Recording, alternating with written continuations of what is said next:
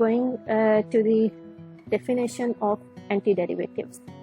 A function f is called an antiderivative of a function f on a given open interval if derivative of capital F is equal to small f of x for all x in the interval.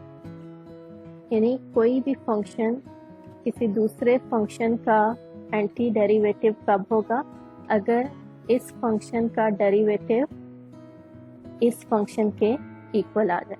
हम कहते हैं f is anti derivative of small f. Capital F is anti derivative of small f because derivative of capital F is equal to small f for all x in the interval. For example, we have capital F 1 by 3 x cube. This is antiderivative of function x square. ये x square का antiderivative क्यों है? क्योंकि जब हम capital F का derivative लेते हैं, ठीक है, अगर आप इसको differentiate कर दें तो आपके पास क्या आता है, x square आ जाता है. ठीक है, जब आप इसको डिफरेंशिएट करेंगे आपके पास x स्क्वायर का डेरिवेटिव आपके पास क्या होगा, 1 by 3 3x स्क्वायर. तो 3 कैंसिल हो जाएंगे तो you will get x square. तो x square 1 by 3 x cube is anti derivative of x square. ठीक है. अच्छा, अब यहाँ पे देखें, अगर लेट सपोज मैं यहाँ पे फंक्शन ले रही हूँ f of x is equal to 1 by 3 x cube plus 4. ठीक है, इसका अगर आप डेरिवेटिव लेते हैं तो here the derivative of x cube divide by 3 is x square plus 0. You will again get x square. Means 1 by 3 x cube plus 4 is anti derivative of x square. यानी आपके पास x स्क्वायर के different anti derivatives हो सकते हैं. यानी यहाँ पे अगर आप कोई भी कांस्टेंट लिखते हैं, 1 लिखते हैं, 2 लिखते हैं, -2 लिखते हैं, तो आपके पास इसका ये इस x स्क्वायर का ही एंटी डेरिवेटिव होगा. मीन्स हम कह सकते हैं कि 1 by 3 x cube plus c is also an anti derivative of x square.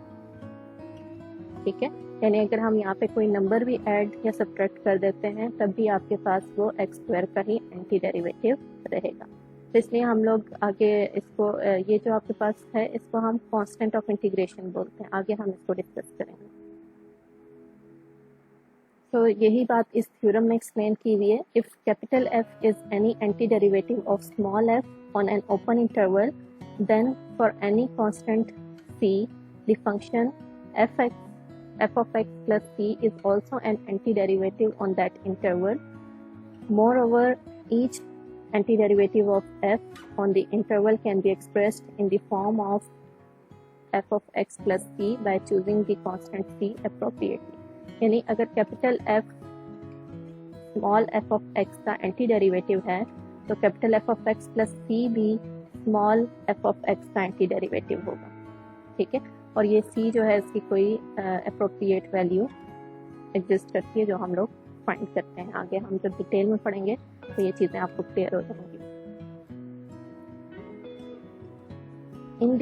Indefinite integrals. अब हमारे पास इनडेफिनेट इंटीग्रल्स क्या होते हैं? The process of finding anti derivatives is called anti differentiation और इंटीग्रेशन. ठीक है, जब हम एंटी डेरिवेटिव फाइंड कर रहे होते हैं तो उस प्रोसेस को एंटी डिफरेंशिएशन और इंटीग्रेशन बोलते हैं. ठीक है, यानी कैपिटल F का derivative is equal to small f.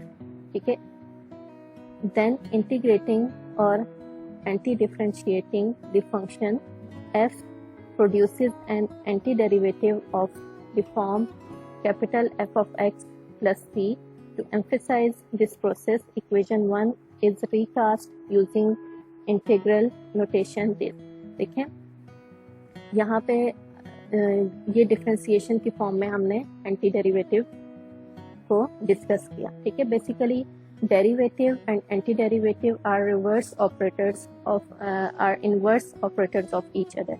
यानी ये एक दूसरे के इनवर्सेस होते हैं. ठीक है, तो एंटी डेरिवेटिव बेसिकली इंटीग्रेशन होता है. ठीक है, यानी हम कह सकते हैं कि डेरिवेटिव और इंटीग्रेशन एक दूसरे के इनवर्स ऑपरेटर्स होते हैं.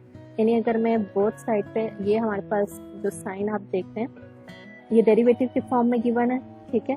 यानी हम कह सकते हैं कि anti derivative of f is f of x। अब ये एंटी डेरिवेटिव के लिए ये साइन यूज किया हुआ और इस साइन को हम इंटीग्रेशन बोलते हैं, यानी integration of f is equal to capital f x plus c. ये साथ में c का मैंने आपको बताया था कि हम लोग c क्यों लगाते हैं लास्ट लेक्चर में, कि अगर f ऑफ x के लिए भी उसका डेरिवेटिव f ऑफ x है और f of x plus c के लिए भी उसका डेरिवेटिव ये आ रहा है, ठीक है। तो ये जो आपके पास साइन है इसको हम इंटीग्रल साइन बोलते हैं, ठीक है।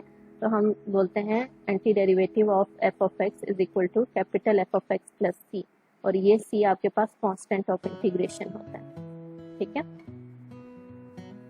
तो this is basically indefinite integral. ये जो आपके पास इंटीग्रल है इसको हम इनडेफिनेट इंटीग्रल बोलते हैं, ठीक है।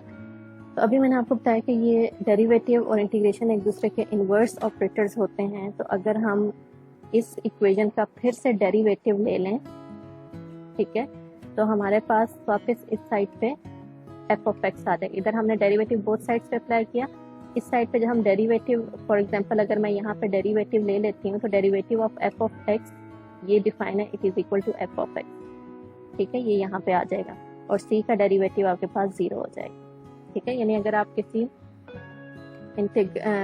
किसी इंडेफिनेट इंटीग्रल को डिफरेंशिएट करते हैं तो आपके पास फिर से ओरिजिनल फंक्शन f आ जाता है।